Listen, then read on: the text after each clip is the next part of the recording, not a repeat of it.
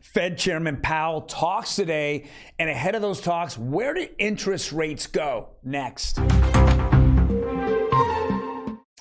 That article and Goldman Sachs doing the flip-flop, the dead flap-flopping fish all over the place on what they see as the future of real estate, especially in 2023.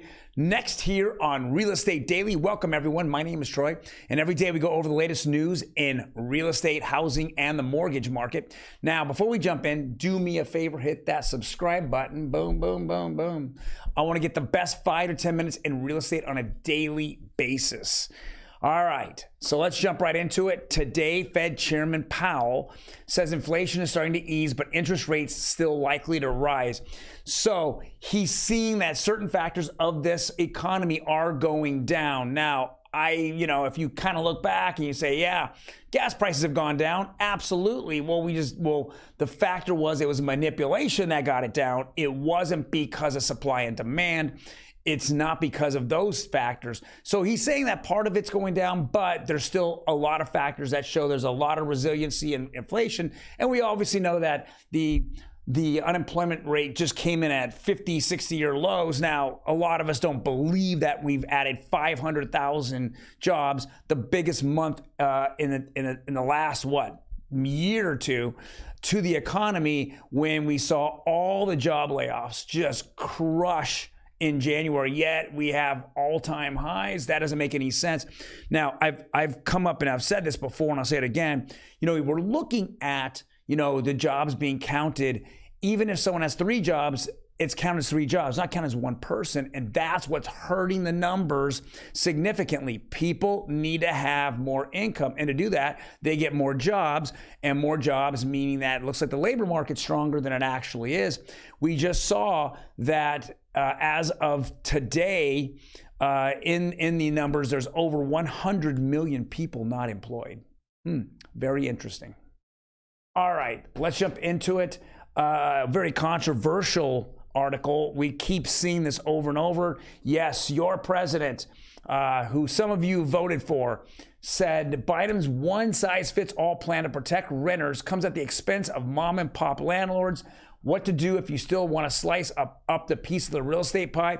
So one of the dreams, obviously, is to become an owner of a home, right? That's the American dream. I'm ownership. Well, some of you out there are smart enough to know that if my first home isn't going to be my forever home, and with that, you want to rent it out. So about 50% of all rentals in the United States are owned by citizens, not by corporations, not by hedge funds. And so what does our president want to do? Yeah, he wants to attack you. He doesn't want you to be the to have rentals. He wants to have the hedge funds have rentals. And why do I say that? Why do I make those controversial statements? Well, they're not really controversial. They're facts. He wants anyone who has a federal loan that is Fannie, Freddie, anything that's backed by the federal government, he wants to then turn around and tell you what to do and how to deal with your rental. Yet any hedge fund that you've given money to, right? Because most of you have 401ks or you have IRAs, whatever out there. They're taking your money and they're going to use it against you if you have a rental or in a vacation house, whatever, because they're not borrowing from the federal government, and they can raise rents or do anything to the property they want to, obviously within legalities of the local government. But he wants to attack anyone that has a loan on the property that the federal government is actually servicing or is backing. And then once again, he's attacking the way of life. So let's just go over what we discussed yesterday. Well, yes, America, you have the highest debt ever in credit card of $1 trillion. And yeah, we have less money in your bank than people had in 1960. And of course, he's going to attack all your investments as well. So the stock market went down 30% last year. Crypto market went down 70% last year. What else do you want him to attack? Yes, this is the slice of the American pie. Keep that in mind in a year and a half when we go back to the voting booths. Well, let's go to Goldman Sachs. Goldman Sachs only makes predictions if it only benefits Goldman Sachs. So the narrative that the housing market was going to crash and it was going to be a complete disaster, well, I've been saying that that is a fable, and part of it is because they want to take your home from you. They want you to get foreclosed on and then take it and put it in their hedge fund.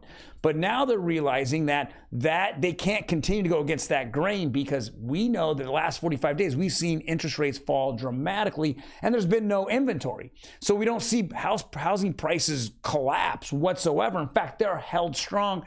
And now we're going to a market with very little inventory and buyers now coming into the market and buying things up. Well, Goldman Sachs has now flip-flopped. January 23rd, they said the world was collapsing, the housing market was a mess and a bust. And now what do they say? Just 2 weeks later, Goldman Sachs downgraded its outlook for the U.S. housing market in a paper trail, getting the worst before getting better. The investment bank reversed course on January 23rd in a paper titled 2023 Housing Outlook, Finding a Trough. Come on, people. We know that we're getting stronger in this housing market. There's just no inventory. And thanks to all the inflation that was caused by the government the last 2 years, this is the reason why people don't want to move. They don't want to move because they have a fixed cost. They got a good rate because the Fed left the rates too low for too long, printed too much money, and then turned around, and now it's too scary to go out and get a 6% interest rate when you have a 3% interest rate. And that's just going to add hundreds and hundreds of dollars into a very inflationary environment. Isn't making sense. That's why, you don't have people out there selling homes. Next article.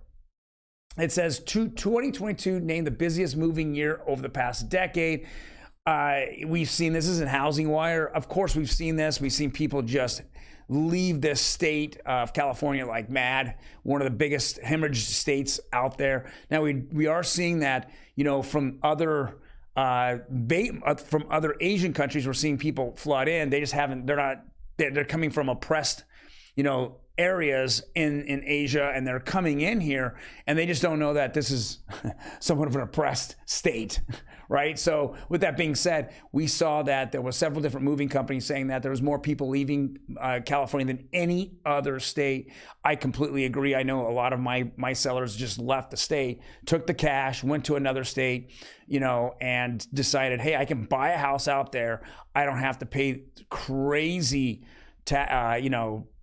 property taxes. I don't have to pay crazy state taxes. And now I don't have to pay crazy electric bills. And of course, the 385% gain or increase in the gas bill that thank you, Governor Newsom, for approving that and approving through the California Utilities Commission. Thank you very much. We appreciate it. Just in time after the elections. Next. Let's go over rates yesterday. They were heading higher going into Powell's speech, because when you really think what Powell's been saying the whole time, he's been telling you that he's going to raise rates, and he has not given you any pivot moments. He's still not giving you any pivot moments. He's saying it might slow down by the end of the year, but he's not telling you that he's going to pivot and start lowering rates. So I think the reality is kind of slapped up the bond market a little bit. And so we saw rates yesterday close at a lot higher, especially conforming up 16 basis points. That's conventional.